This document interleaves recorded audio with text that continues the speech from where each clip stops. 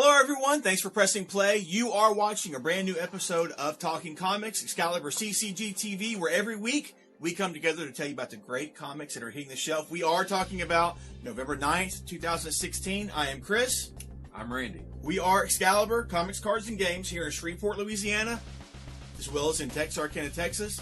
You can always find out what's going on with us by going to our website, ExcaliburCCG.com, or clicking on the Facebook and Twitter links down below and following us there on both of those sites as well. Guys, if you have not marked your calendar yet, mark your calendar. The mega sale is coming up.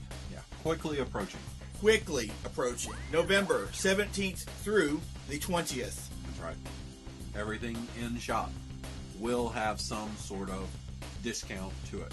At both locations. Both locations, anywhere from 10 to 75% off. Exactly. Everything's going to be discounted. For the back issues, that's where you're going to see your biggest discounts. First day is 45% off. Second day is 55%. Third day, 65%. Last day, Sunday, 75% off of back issues. Make sure that when you have that big old stack in your hand, that they just have the price on the tags there. Make sure that it does not say variant, because variants, even though they are in the back issues, are going to have a different discount. Yes. Make sure you pay attention to that. Yeah, so we'll have discounts on statues, on cards, on Pokemon, on toys, shirts, Funkos, yes. Funko Pop vinyls, Magic the Gathering. Everything in the store is going to have a tag. And if it's not, it should be very clear. But if not, if you have a question, just ask Randy, ask Mark, ask Chris. Yeah. Say, hey, I'm sorry, what discount is this? They'll get it sorted out for you. Supplies as well. Yeah, guys, so, we will have tags marked all around the shop. Yeah. And they will either have the price, or they will have the price and the items that they are saying this is what the discount is for. So please pay attention to those. They're everywhere around the shop. Bright colors so that you can't miss them. You said colors very Canadian style. Coolers. I get grief over the way I say colors. I don't know why. Here's the thing, because Angela gets on me about that. Yes, married life. COLOR. COLON. We don't say colon, we say colon. It is the colon. Colon. Why are we saying color? It's kohler. No. One letter difference, but we are totally changing the sound of everything. Nice. Why? Because are we going to start acting like the English and going, well, we're the superior people, so we get to choose how to say the language however we want? It's ridiculous. I don't know when I picked it up, but I've said it that way forever. It's like you. And you gave me grief about my wrecking havoc. Man, this guy. Kohler. Nothing wrong with saying Kohler. Guys, mega sale November 17th to the 20th. Mark your calendars. Have fun with that. Hey, lot of comments about last week's question of the week concerning Negan. Yeah. And people saying, "What? You're crazy. He is a villain. How can he not be a villain?" Have these people read the book, or they just watched one episode of Negan in the TV No, series? there's people that have read the books and the TV shows as far as I know, but some of them are pointing out when all you do, the first thing you show up is kill somebody and demand half of everything that they have, you're pretty much the bad guy. But he had that absolutely established with the people long before Rick and them showed up. With the hilltop and the kingdom and all that jazz. And Alexandria, yeah. Here's the only thing I will say about that. If I have someone like Rick or someone like Negan, and I want them to lead me through the zombie apocalypse, who do I think is going to be able to help me survive longer? How many people has Rick lost along the way?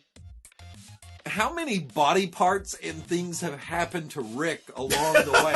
How many groups and civilizations has Rick come across and destroyed along the way? Oh, he's going deep, guys. He's going deep. Just saying that. Negan, He says, I know what I have to do to survive, and I'm going to help you survive. Why should I not get a little something for it in return? I mean, I can understand that. That's basically what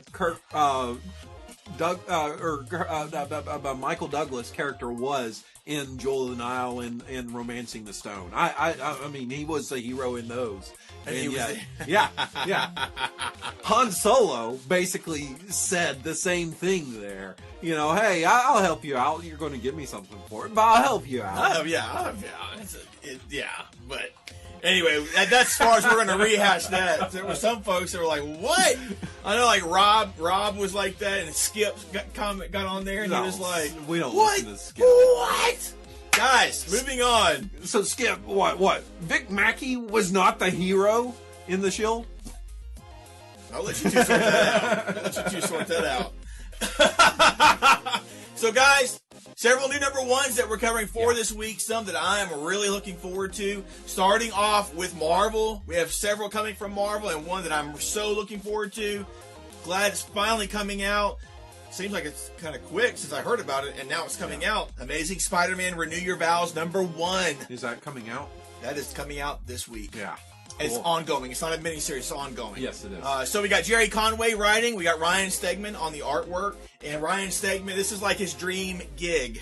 He's a huge Spider-Man fan. This is what he's like lived for as a comic book artist, is to be able to draw Spider-Man. So I'm really looking forward to it. I like these preview pages that you're seeing in front of you right now. But it looks really great. This takes a look at the Spider-Man family. Peter, Mary J, and their daughter Annie. Taking a look at them living in this world that was created with the Renew Your Vows when the whole Secret Wars series was going on.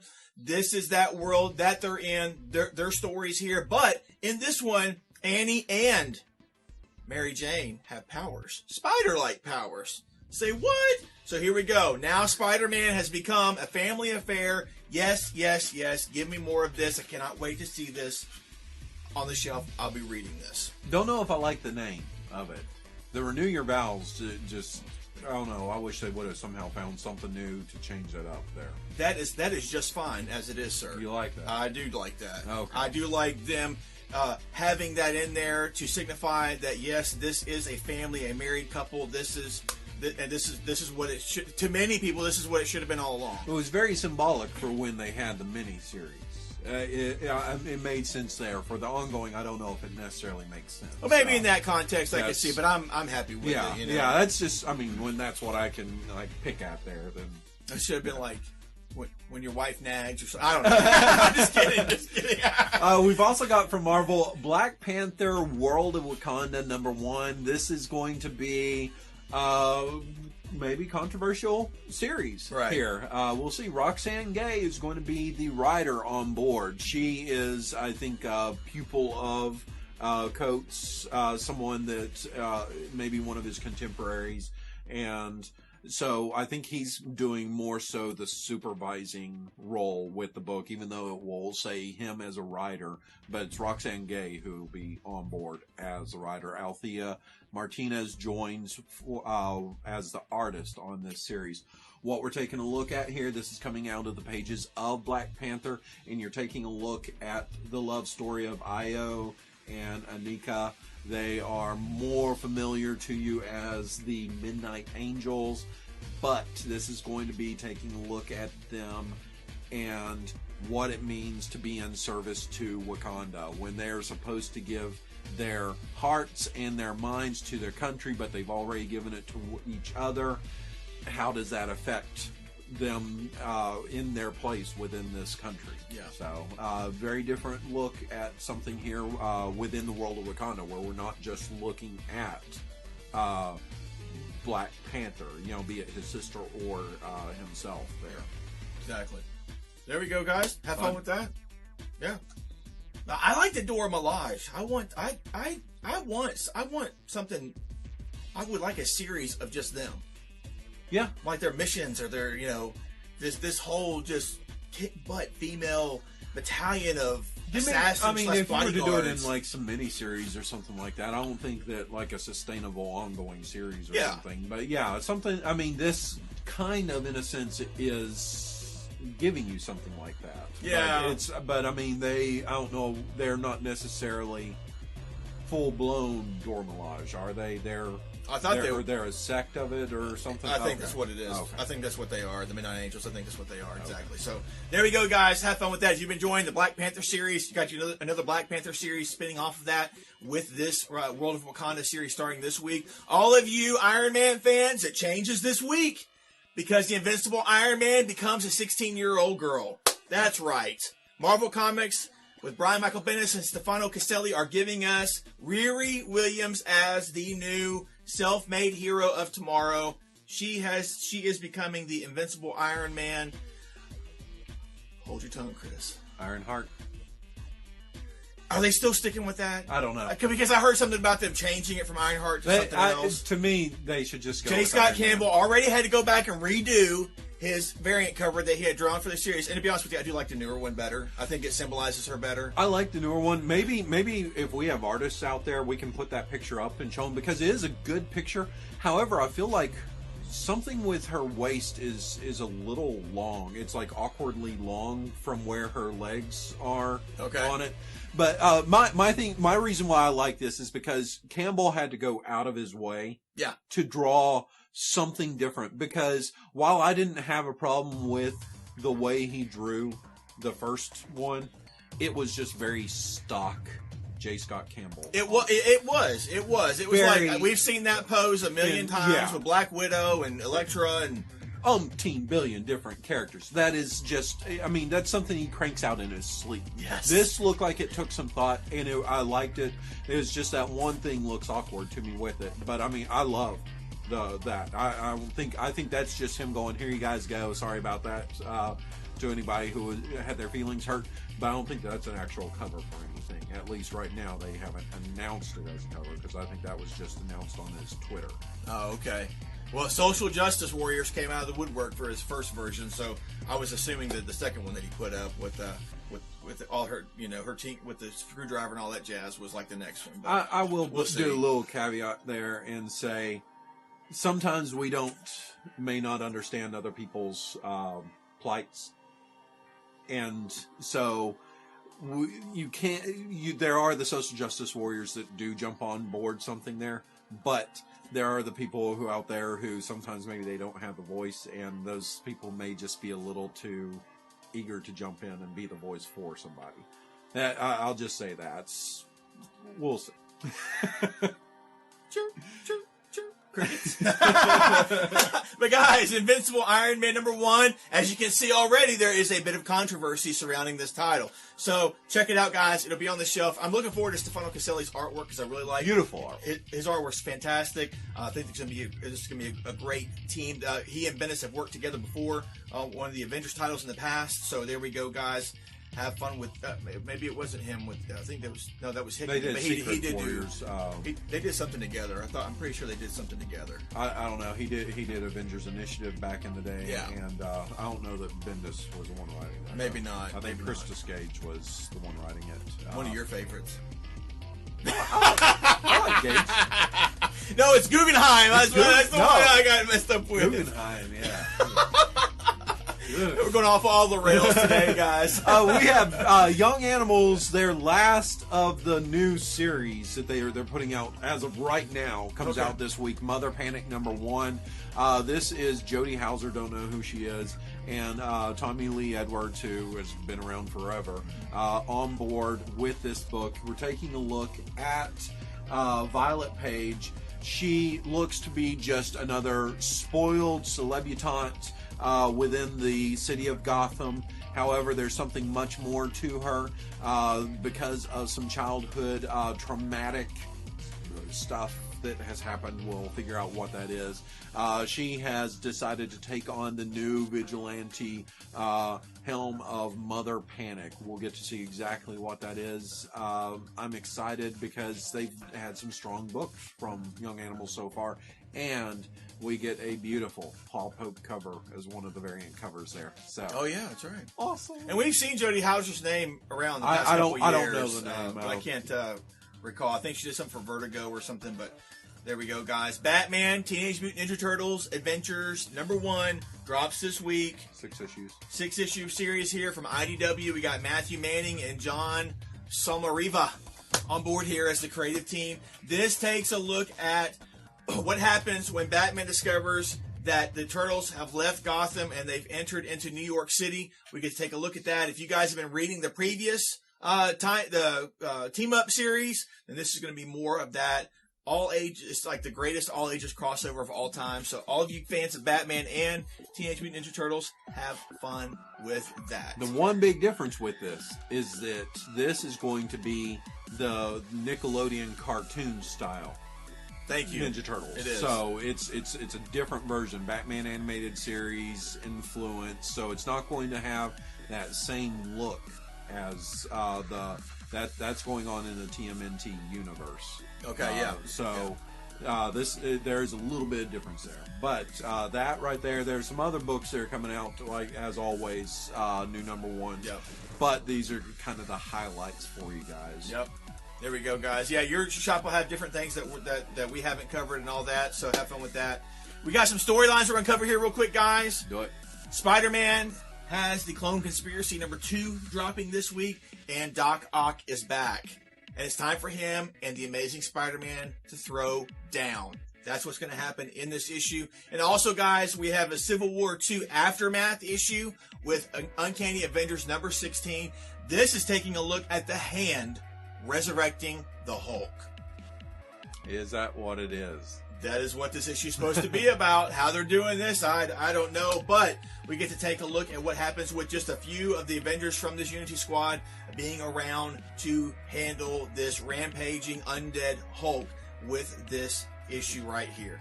So, guys, there we go. No major storylines from DC or anywhere else for us to cover at this time. Those are the ones that we have. And of course, a lot of the Civil War stuff is, the storyline stuff is wrapping up. We still got a couple more issues of the main series. But there we go, guys.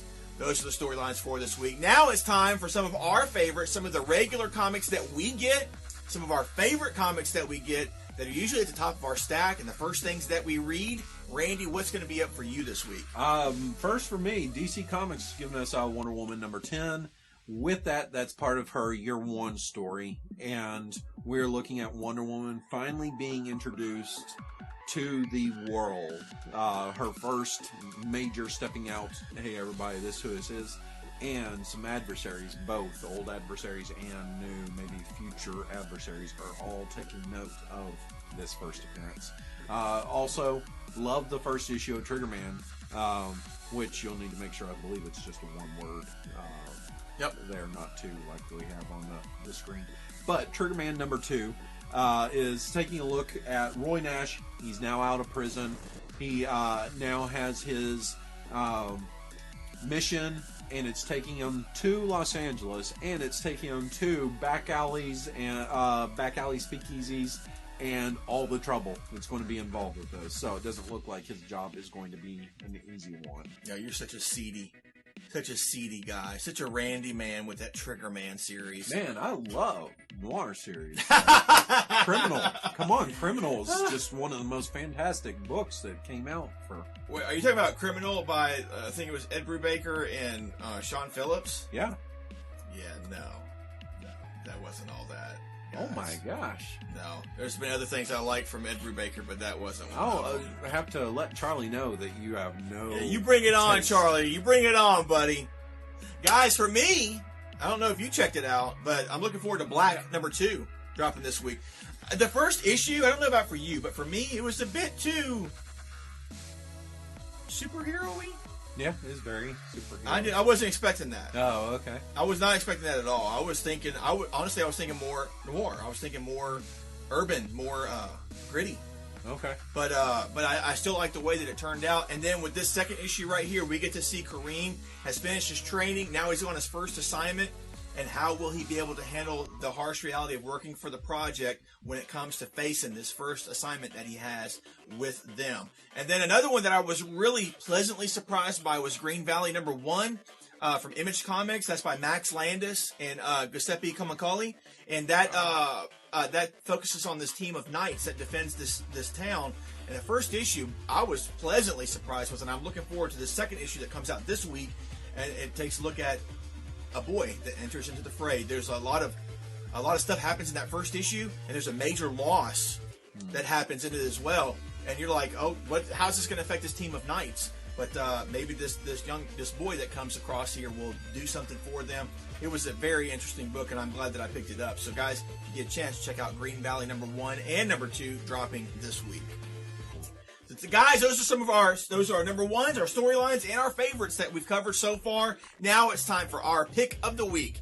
It is simple, guys. You go to the comic shop this week, and you can only walk out with one new comic, one that we've talked about or one that we haven't, that you're looking forward to personally. What is the one title you will not leave the comic shop without this week? Randy, what's it going to be for you? How sad is it that there's a Captain America book coming out this week and I can't say that as my book that I have to have? That's very sad. That's very sad. Probably sad. Wonder Woman #10.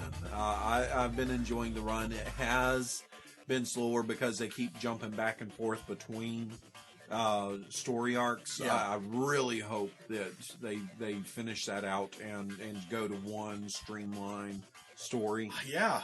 It just speed up the process with things there. But I still enjoy the story that they're telling here. Aren't they going to be doing another title? Isn't there another Wonder Woman title coming early next year? I thought that I saw something about that, but I could be wrong. Sure. I don't know. I'm not 100% sure with that. Guys, for me, my pick of the week has to be Amazing Spider-Man Renew Your Vows #1. I'm really looking forward to that. And the preview pages look really good as well. I mean, that makes me want to go back and reread the miniseries that came out. I want to reread that now. You know what it makes me wonder is when Stegman was on board with the Uncanny Avengers and he had that weird squiggly line, like everybody's arms look like rubber. What was that? Because that's like a hiccup between his stuff on Superior and jumping over to this. Yeah, it's just the difference in style, as far as I know. But I don't know. That was a weird style that he chose because I don't think he kept it the whole time. But that's what he started off with. Right, and a lot of this stuff doesn't look like that at all. Right, because some of that was even like really hyper. To me, it was like really hyper detailed, like really crisp, but like Quicksilver was like these lanky, long arms with these big bumps everybody had that. Everyone liked that. Weird. Almost like caricatures instead of like comic book art. But so far so good from what I've seen with the preview pages for this. And he also does like a daily sketch. Like if you follow him on Periscope, he does like a daily sketch that you can watch him draw. Oh, cool! And he puts it up for sale, the original art up for sale and stuff that he does with that. So that's really cool as well. So guys, tell us your pick of the week in the comments down below. Let's have a discussion about that. Now it's time for our question of the week, which is going to be all on you. That's right, folks. The Marvel Cinematic Universe has entered a new dimension.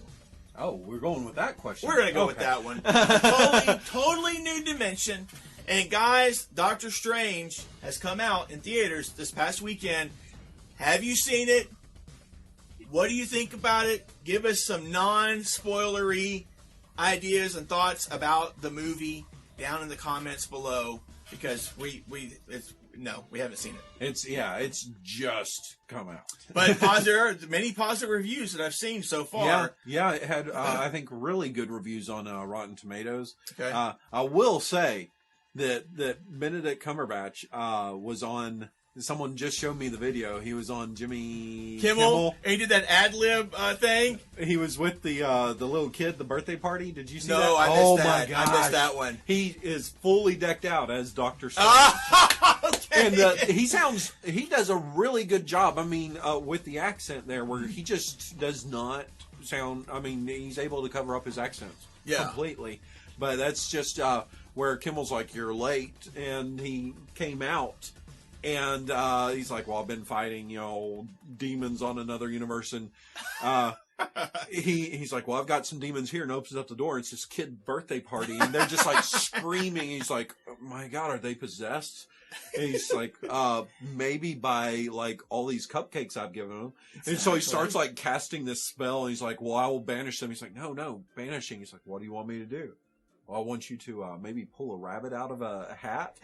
He's like, I'm not that kind of magician. He's like, well, your Facebook says you're like the world's greatest magician. And he's like, well, your Facebook says you're the world's funniest late night host. Like, it's really worth watching there. Super funny. I gotta check that one. There. I saw the. I didn't see that one. I saw the another one that they did, where they did this Mad Lib Theater is what they called it. And at the beginning, Jimmy's asking him questions like, give me a number, any number, or give me the name of a body part, give me an exclamation. Yeah. Like, and then they used that in a skit, and Benedict Cumberbatch has no idea what these words are going to be used for. Great. And then they both end up using them during the course of this Mad Lib skit. It was hilarious. I love seeing someone like that does dramas, and you get to see that they do have that good comedy chops there. I mean, I'm going to get hell for saying this, but it's like Chris Hemsworth in the Ghostbusters. His ad-libbing in that was hilarious to me. But I mean, there may not have been parts throughout the whole film, but he was hilarious. So, guys, if you've seen Doctor Strange, please tell us. Yeah, let us know in the comments below. Thumbs up, thumbs down. What'd you think? Try not to spoil it for us, so we can go in spoiler free. Spoiler free. That's right, exactly. And obviously, don't spoil any of the mid scene credits or the post credit stuff. Either, please. We don't want to know who else might have appeared in none of this. We just want to know, did you like it? What was it that you liked about it? Was it the effects worked for you? Did you see it in 3D? Was this a film that should be seen in 3D? Did you already go and see it twice? Maybe in both versions. Doesn't really matter. Yeah, they were doing IMAX 3D. For this. I think John Brizzy went and saw it in the IMAX 3D. I personally haven't gone to see the last few films in 3D, and I don't feel like I've missed something with that. But, let us know just what it was that really made you love it. Where would you rank it amongst the other Marvel films? Yeah, exactly. That's what we really want to know, is where it ranks for you in the Marvel Cinematic Universe. Is it up there with the best of them, or do you think it's is it up there with Winter Soldier, or is it down there with Guardians of the Galaxy? What? Yeah. No. Yeah, Guardians of the Galaxy is like. That's 2 or 3 guys. I don't know what he's talking about. No, we'll go with maybe Thor: Dark World. That would Iron Man 3. Yeah, those would be like below. Those would be below Guardians of the Galaxy, but Guardians of the Galaxy wouldn't be too far above them. So there we go. You were like one of the few people. But anyways, we need to close up. I'm not a sheep. Guys, thanks for watching. Give us a thumbs up. Subscribe if you haven't already. We do this every week. We bring this out to you, let you guys know what's coming out, so you can be prepared for when you go to the comic shop on Wednesday to get your new stash. So, guys, that is it for this week. Did you have anything else to add? I'm done. Very good, very good. So, guys, we chased a lot of rabbits. I know this goes off the rails this week, but sometimes that just happens. Thanks for watching, guys. Until next time, read some great comics. Leave us some fantastic comments down below. We will see you in our next video. Bye-bye.